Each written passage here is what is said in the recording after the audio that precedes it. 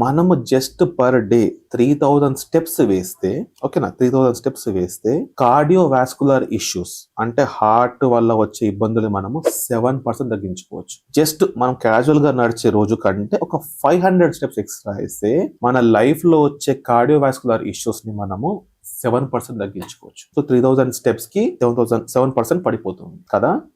ఇంకా కొద్దిగా మనం 1000 స్టెప్స్ ఎక్స్ట్రా వేసుకుంటే ఒక 4000 స్టెప్స్ మనం పర్ డే వేసేసుకుంటే ఓవరాల్ మోర్టాలిటీ అంటే తల నుంచి కాళ్ళ వరకు ఏ ప్రాబ్లం వల్ల అయితే ప్రాణాంతకమైన రోగాలు వచ్చే అవకాశాలు ఉన్నాయో, క్యాన్సర్, డయాబెటీస్, ఇది ఒకటి 15% పడిపోతుంది.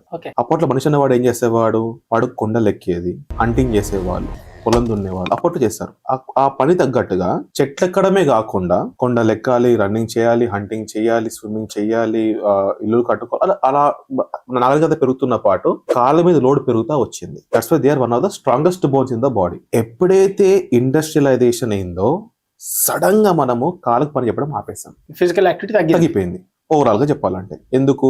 ఇప్పుడు కూర్చున్న చోట్లనే నేను అన్ని చేసుకోవచ్చు. I can do my job, I can get my food, I can get my groceries, I can do anything on sitting on a chair, which is the most dangerous or hazardous అని చెప్పేసి. Smoking, alcohol, drugs అనుకుంటే మెల్లగా ఇప్పుడు chair అయిపోయింది అన్నమాట. Now chair is the most dangerous lethal for the human body. ఎందుకు?